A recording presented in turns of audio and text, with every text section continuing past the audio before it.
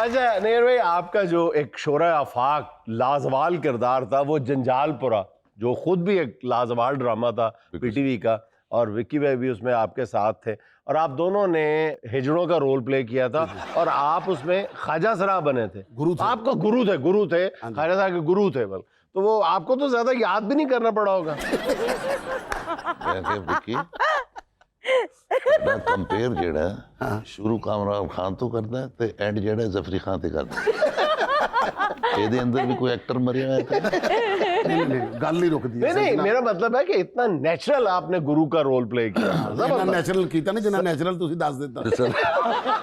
जुनेद साहब, इसका भी एक वो है कि उस वक्त मैं आया था फिल्मों में, तो ये इन्होंने विक्की नबील इन्होंने मेल मुला के तारिक जमील साहब से कहा कि जी जेड़ा गुरु का रोल है नहीं रियाज को लुक रहा हो। तो उन्होंने कहा नहीं यार वो तो अच्छा कास्ट कुछ और बनी थी उस वक्त। कास्ट में मैं नहीं था, मेरे वाला रोल नबील को जाना था। हाँ तो नहीं तो आपने मौलाना तारिक जमील को कहा? नहीं तारिक जमील साहब प्रोड्यूसर थे। अच्छा मैं कहा मौलाना तारिक जमील साहब से पूछा आपने। तारिक जमील साहब प्रोड्यूसर, अच्छा, वो फौत हो चुके हैं, अल्लाह उन्हें जन्नत नसीब करे। तो ये नबील ने बहुत भोले हो वैसे। नबील नाले के चूस नहीं रखो तो फीडर रखो छोटा। बैठे ना चिप्स नहीं खाई। पता चला। और पता क्यों शरारत करते हैं? खड़े करके देखो तो शॉर्ट पाई निकल पाई। वो ये था कि सर ये नबील ने करना था इसका वाला रोल और महमूद हसन साहब पहले से कर रहे थे, तो वो वही रोल कर रहे थे रीमा वाला। तो जब वो नबील ने कहा कि जी नैयर नू ट्राई करो वो बहुत अच्छा करेगा, तो उन्होंने कहा नहीं वो तो सीरियस एक्टिंग करता है, रोल तो उधर नहीं होगा। उतने में जब मेरी कास्टिंग हो गई, मैंने जाके स्टूडियो में बोला यार अगर कोई हिजड़े का रोग होगा 60 करोड़ रुपए की फिल्म का तुसी विलन तो जाके हिजड़े हो खुदा नु मानो मरवा देंगे साथ। अब मैंने इस इनको कहा भान तुसी करो, मैं वो नबील ने नहीं किया, फिर ये विक्की हो गया। मैं कहा यार बेल नहीं पुठा ना हो जाए। पर नहीं अच्छा मैं रेसल पे नहीं गया था, तो हम लोग गए तो वहाँ फिर विक्की को मैं कहा यार मेरे नाल जरा रेसल कर, मैं तो बड़ा हो जाएगा। वो मुदी अपना स्टार्ट में वो आया, तो फिर हम दोनों ने इसने कहा पायन में कहा अस्सलाम वालेकुम तुसी वालेकुम ओ करके फिर हम लोग ने वो फिर जब बन गया तो उसका होता ये था कि हम लोग तीनों जब इकट्ठे होते थे तो पहले वो ढोलक वाला होता था वो बजाता था, हम लोग गाने वाने गा के फिर वो करते थे। फिर एक टाइम ऐसा आ गया था कि लाहौर के जितने भी क्रीम आर्टिस्ट थे टेलीविजन के, वो सेट पे आ जाते थे हम लोग का सीन देखने के लिए। अच्छा वो हंस के दूरे हो जाते थे, तो वो बस फिर अल्लाह ताला का शुक्र। और असली ये जड़े लाहौर बार से काम सीखने आ जाते हैं। हाँ असली जड़ों ने आके फिर हमसे काम। अच्छा जब वो जंजालपुरे का हमारा वो सारा सेटअप बना था ना, तो नबील ने मशवरा दिया था, कहते विक्की यार तू ना इन्हों नाल लैके चलना बनाना जरा इस करैक्टर नूं। फिर इन्हां दी टोन बनाई असी, ये सच्ची मुच्ची दा एक गुरु है सी। मैं गया मैं कहा तुसीं इस जरा टोन नूं फड़ो, इन्हां ने पहले दिन टोन बड़ी जरा बोल के तो बहुत थोड़ा जिहा।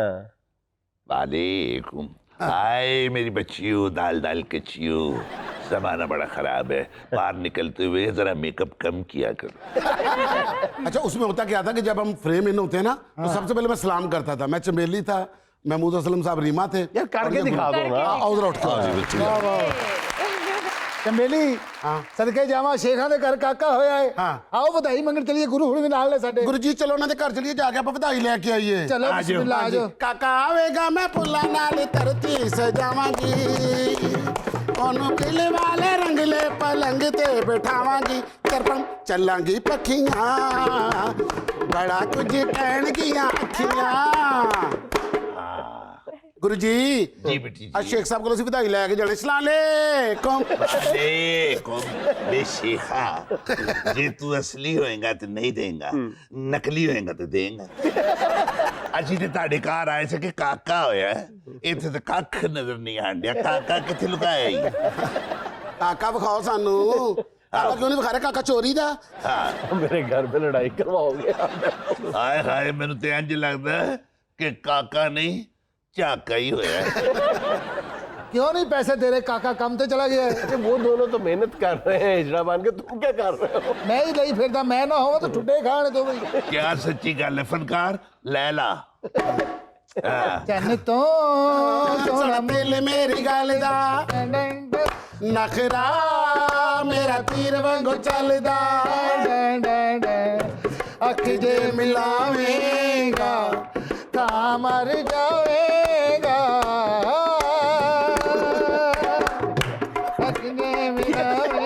मैं तेन गल दसा ईमान नाल, ਭਾਈ ਐਵੇਂ ਉੱਤੋਂ ਤੋਂ ਸ਼ਰੀਰ ਬਣਦਾ ਹੀ ਮੈਂ ਥੋੜਾ ਜਿਹਾ ਸਟੈਪ ਕੀਤਾ ਤੇ ਟੀਰਾ ਹੋ ਕੇ ਮੇਰੇ ਨਾਲ ਵੇਖਿਆ ਹੀ ਔਰ ਹਲਕਾ ਜਿਹੀ ਮੁਸਕਰਾਹਟ ਵੀ ਆਈ ਸੀ ਅੰਦਰੋਂ ਸਾਰਾ ਪੱਕਾ ਹੈਗਾ ਉੱਤੋਂ ਕੱਚਾ ਕੱਚਾ ਨਜ਼ਰ ਆਉਂਦੇ ਸੁਭਾਨ ਅੱਲਾਹ। ਵੇ ਹੁਣ ਕੁਝ ਕੱਢ ਵੀ ਦੇ ਗੁਰੂ ਪਹਿਲੀ ਵਾਰੀ ਤੇਰੇ ਕੋਲ ਆਇਆ ਵੇ ਗੁਰੂ ਦਾ ਕੱਦ ਜੇ ਮੈਂ ਤੇਰੇ ਲਈ ਦੁਆ ਮੰਗੀ ਤੇ ਮੇਰਾ ਤੇ ਹੱਥ ਸਿੱਧਾ ਆਸਮਾਨ ਨੂੰ ਟਕਰਾਏਗਾ ਤੇ ਅੱਲਾ ਕਬੂਲ ਫਰਮਾਏਗਾ ਇਹ ਸ਼ੁਕਰ ਕਰੋ ਇੱਥੇ ਗੁਰੂ ਬਣੇ ਨਹੀਂ ਤੇ ਇਹਦੇ ਵਰਗੇ ਸਾਊਥ ਅਫਰੀਕਾ 'ਚ ਗਾਰਡ ਹੁੰਦੇ ਨੇ। ਫਿਰ ਮੂੰਹ ਨਾ ਤੈਨੂੰ ਢੋਲਕੀ ਵਜਾਣੀ ਆਂਦੀ ਨਾ ਤੈਨੂੰ ਜੁਗਤ ਆਂਦੀ ਸੁਭਾਨ ਅੱਲਾਹ ਤੁਹਾਡੀ ਖੈਰ ਹੋਵੇ ਮੈਂ ਢੋਲਕੀ ਵਜਾਈ ਹੈ ਤਾਂ ਤੁਸੀਂ ਫੇਮਸ ਹੋਏ ਹੋ ਹਾਏ। ਨਹੀਂ ਤੇ ਜਿਹੋ ਜਿਹੀਆਂ ਤੁਹਾਡੀਆਂ ਸ਼ਕਲਾਂ ਤੁਸੀਂ ਮਜ਼ਦੂਰ ਹੋਣਾ ਸੀ ਤੂੰ ਥੱਲੇ ਖਲੋ ਕੇ ਇੱਟਾਂ ਸੁੱਟਣੀਆਂ ਸੀ ਔਰ ਉਹਦਾ ਜਿੱਡਾ ਕੱਦ ਉਹਨੇ ਖਲੋ ਕੇ ਫੜਾਈ ਜਾਣੀ ਸੀ। ਚੁੱਪ ਕਰ ਵੇ ਢੋਲਕੀ ਦੇ ਡਰਾਈਵਰਾ ਨਵਾਂ ਗਾਣਾ ਗੁਰੂ ਜੀ ਦਾ ਹਿੱਟ ਹੋਇਆ ਤੁਸੀਂ ਸੁਣਿਆ ਨਹੀਂ ਤੱਕ ਵੇ ਪਤਲਾਏ ਨੱਕ ਵੇ ਦਿੱਲੀ ਮੇਰੀ ਅੱਖ ਸਜਣਾ ਬਣ ਠਣ ਕੇ ਮੈਂ ਆਈ ਸਿੱਟੀ ਮੁੰਡਿਆਂ ਵਜਾਈ ਮੇਰੇ ਦਨ ਦੂਰ ਵੱਜਦੇ ਨੇ ਤੱਕ ਸਜਣਾ ਮੇਰੇ ਦਿਲ ਦਾ ਢੋਲ ਵੱਜੇ ਡਮ ਡਮ ਡਮ ਮੈਂ ਕਿਹਾ ਜਨੇਦ ਆਪਣੇ ਸਟਾਫ ਦਾ ਖੁਸਰਾ ਵੇਖੀ ਜਾ ਰਿਹਾ ਇਹ ਪੁਰਾਣਾ ਖੁਸਰਾ ਤੱਕ ਵੇ ਪੁਰਾਣਾ ਚੌਲ ਤੇ ਪੁਰਾਣਾ ਖੁਸਰਾ ਨਸੀਬਾ ਨਾ ਮਿਲਦੇ ਸਾਲੇਕਮ ਵਾਲੇਕੁਮ ਇਹਦੇ ਕੋਲੋਂ ਪਾਣੀ ਤਾਂ ਖੋ ਤਾਂ ਕਿ ਕੋਈ ਗੱਲ ਕਰੇ ਆ ਤੁਹਾਨੂੰ ਪਤਾ ਗੁਰੂ ਨੂੰ ਅਸੀਂ ਕਮਰੇ 'ਚ ਨਹੀਂ ਨਚਾਉਂਦੇ ਇਹ ਪੱਖੇ ਬਰਬਾਦ ਕਰ ਦਿੰਦਾ ਹੈ ਕੰਮ ਹੋ ਗਿਆ ਸਾਡਾ ਗੁਰੂ ਕੋਈ ਆਮ ਗੁਰੂ ਨਹੀਂ ਹੈ ਇਹ ਕਿਹੜਾ ਹੈ ਇਹਦੀ ਵਜ੍ਹਾ ਤੋਂ ਨਾਂ ਸਟੈਬਲਿਸ਼ ਹੋਇਆ ਸੀ ਕਿਹੜਾ? ਗੁਰੂ 302 super hit super hit super hit ਹਾਲਾਂਕਿ ਪਹਿਲੇ ਗੁਰੂ 150 ਹੁੰਦਾ ਸੀ ਕੱਚੀ ਤਾਂ ਆਪੇ ਹੀ ਨੱਚਦੇ ਫਿਰ ਪਰ ਰੁੱਸ ਗਿਆ ਸਾਡਾ ਢੋਲ। वैसे नैयर साहब जब आपने ये गुरु का रोल किया तो आपके घर में किसी ने ये नहीं कहा वे उतरिया तेन शर्म नहीं आई? हाँ, जब मैंने उनको चेक दिखाया तो घर वालों ने कहा कि ये घर में भी किया करो। जब हम पीटीवी पे आपके ड्रामास देखते थे ना तो गुस्सा नहीं करना आपने बहुत ज़्यादा सब घर वाले आपको बहुत ज़्यादा गालियाँ देते थे कि ये जिस ड्रामा में आते हैं जिस फिल्म में आते हैं ये कोई गंदा काम ही करते हैं ਮਰ ਗਿਆ ਤੁਸੀਂ ਬੁਲਾ ਲਓ ਉਹਨੂੰ तेरे मुखड़े से काला काला तिल वे अच्छा मैंने ना करो जवाब दो देते रहे हैं, तू बिच बोल गया तेरे मुखड़े से काला काला तिल वे तिल भी काला है और बाद में काली की है। ये तो कालिदास अपना जवाब दो सच्ची की उसका है हाँ, देखो अगर किरदार में आर्टिस्ट डूबेगा नहीं तो फिर आप उससे अगर प्यार और नफरत कैसे करेंगे? वो डूबता है तो आप नफरत प्यार करते हैं ना। वैसे आपको एक बात बताऊं जी मैं बहुत नरम मिजाज हूँ बहुत ही नरम। नहीं तब ऐसे लगता था कि जैसे ये सब रियल होता है ड्रामास वगैरह सब विलन कुछ की नहीं होता। कामयाबी का मैयार ही ये है यार्डस्टिक की ये है कि लोग उससे नफरत कितनी करते हैं। इनडायरेक्ट तो ये तारीफ कर रही है ना हाँ, मेरे काम। नहीं है तो तारीफ ही तारीफ आपने ही है। अच्छा किया तो ऐसे हो रहा है नैयर भाई हीरो ਹੁੰਦੇ ਨੇ ਨਾ ਤੇ ਹੀਰੋ ਤੇ ਜਾ ਕੇ ਜਦ ਕੁੜੀ ਦੇ ਪਿਓ ਨੂੰ ਕਹਿੰਦਾ ਨਾ ਕਿ ਮੈਂ ਆਪਕੀ ਲੜਕੀ ਸੇ ਮੁਹੱਬਤ ਕਰਤਾ ਹੂੰ ਤੇ ਅੱਗੋਂ ਚਪੇੜਾਂ ਪੈ ਜਾਂਦੀਆਂ ਨੇ ਚਲੋ ਦਫਾ ਹੋ ਜਾ ਕੀ ਬਕਵਾਸ ਕਰ ਰਿਹਾ ਤੂੰ ਇਹਨਾਂ ਨੇ ਜਾ ਕੇ ਮੈਂ ਆਪਕੀ ਲੜਕੀ ਸੇ ਮੁਹੱਬਤ ਕਰਦਾ ਹਾਂ ਠੀਕ ਹੈ ਬੇਟਾ ले लो, ले लो, ले लो। ये जो हीरो जाके कहता भी यही है कि मैं आपकी बेटी से मोहब्बत करता हूँ उसे उठाने आया हूँ। जी मेरा सवाल नैयर इजाज साहब से है आपने एक रोल किया था कालिदास उसमें वो थप्पड़ वाला क्या वाकया है वो वाकया इस तरह से है भाई कि उस कैरेक्टर की जो इंटरप्रिटेशन बनाई थी ना वो ये बनाई थी कि एक आदमी जो कश्मीर में है वो फौज में है उसके हाथों बेतहाशा लोग वो मर्डर कर देता है गनों के साथ तो वो उसका जो माइंड है वो ऑफ बीट हो चुका है वो एकदम आपे से बाहर हो जाता है चीज़ों में तो वो शेव करते हुए अपनी बीवी के साथ वो गाना भी गा रहा है और उसको फिर ब्लेड भी मारता है ना कौन है जो सपनों में आया कौन है जो दिल में समाया लो झुक गया आसमां भी इश्क मेरा रंग लाया ओ शीतल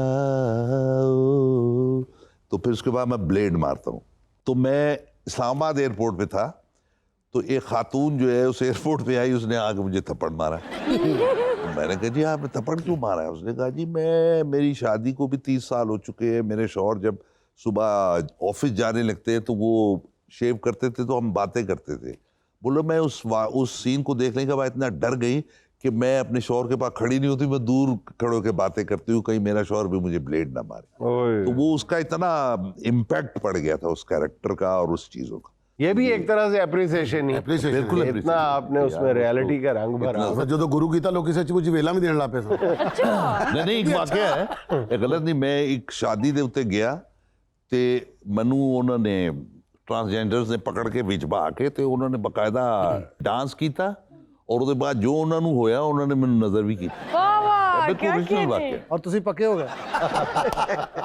सर एक और बात, मामा ने जिस भी ड्रामे में आपको किसी और ड्रामे में देख लेने ना, तो उन्होंने कहना लैनी है दचवी आ गया है। ये तो खुशी की बात है कि अम्मा को सलाम कहना अच्छा पिछले सीरियल का खौफ अगले ड्रामे तक रहता था वाह वाह बड़ी क्या सही है। बात है। मैं आपसे ये पूछना चाहती हूँ कि जब भी आप कोई कैरेक्टर करते हैं, वो फिल्म हो या ड्रामा, आप वो लगते हैं, आप वो सिचुएशन कैसे तारी करते हैं, इतना रियलिटी के करीब कैसे हर रोल आप करते हैं? देखिए और जब डिफरेंट होते हैं एक दूसरे से। जब एक कोई भी आर्टिस्ट वो चलता है ऑब्जर्वेशन पे अच्छा, हमारे मुल्क में दो तरह के आर्टिस्ट हैं एक जो मेरे जैसे जो ऑब्जर्वेशन पे काम करते हैं एक ऐसे माशाल्लाह जो फिल्मबदी काम करते हैं और तीसरी ये किस्म भी है ये जे किसे भी है मैं तो लगा किसी ने उंगली वड्डी हो गई ना मेरे है तो मेरा वो है जो ऑब्जर्वेशन के साथ काम करते हैं तो जिस आर्टिस्ट की ऑब्जर्वेशन स्ट्रांग होगी तो आपने जो मेरी तारीफ की है आपका बहुत शुक्रिया तो फिर आपको वो रियल लगेगा कैरेक्टर ਸਲਾਮੁਅਲੈਕਮ ਸਰ वालेकुम अस्सलाम सर ਸਰ ਜੀ ਇੱਕ ਛੋਟਾ ਜਿਹਾ ਕੰਮ ਸੀ ਤੁਹਾਡੇ ਤੱਕ आप बोल हुक्म कर ਸਰ ਮੈਂ ਵਿਲਨ ਬਣਨਾ ਚਾਹ ਰਿਹਾ ड्रामे च या फिल्म च ਨਹੀਂ ਨਹੀਂ ਸਰ ਘਰ 'ਚ ਮੈਂ ਚਾਹ ਰਿਹਾ ਘਰ 'ਚ ਮੇਰਾ ਰੋਬ ਹੋਵੇ ਹਾਏ ਹਾਏ ਪੁੱਤਰ ਘਰ 'ਚ ਕਿਸੇ ਦਾ ਕੋਈ ਰੋਬ ਨਹੀਂ ਹੈ ਮੈਂ ਕਾਲੀਦਾਸ ਬਣਿਆ ਸਾਂ ਨਾ ਕਾਲੀਦਾਸ ਮੈਂ ਬਣਿਆ ਸਾਂ ਹਾਂਜੀ ਤੇ ਮੈਂ ਜਦੋਂ ਘਰ ਗਿਆ ਮੈਂ ਜਾ ਕੇ ਬੈਲ ਦਿੱਤੀ ਤੇ ਆਵਾਜ਼ ਆਈ ਕੌਣ ਮੈਂ ਕਿਹਾ ਮੈਂ ਨਈਰ ਇਜਾਜ਼ ਦਫਾ ਉਹ ਮੈਂ ਕਿਹਾ ਮੈਂ ਨਈਰ ਇਜਾਜ਼ ਤੇਰਾ ਖਾਦਮ ਆਨੀ ਆ ਪਹਿਲੇ ਕਾਲੀਦਾਸ ਵਾਸਤੇ ਏਡਾ ਡਾ ਕੱਦ ਚਾਹੀਦਾ ਹਾਂ ਕਾਲੀਦਾਸ ਵਾਸਤੇ ਐਡਾ ਕੱਦ ਚਾਹੀਦਾ ਹੈ ਤੇ ਤੇਰਾ ਤੇ ਮੂੰਹ ਕਾਲੀ ਮਿਰਚ ਜਿੱਡਾ ਹੈ। ਤੇਰਾ ਕੀ ਰੋਪ ਪੈਣਾ ਜਾ ਜਾ ਕੇ ਚਾਹ ਲੈ ਕੇ ਆ ਸਰ 43 ਕੱਪ ਚਾਹ ਦੇ ਪੀ ਗਏ ਹੋ ਸਵੇਰ ਦੇ ਤੁਸੀਂ ਚੈਨਲ ਦੀ ਪੱਤੀ ਖਤਮ ਕਰਨੀ ਹੈ ਤੇਰੀ ਜ਼ਮੀਨ ਚੱਲ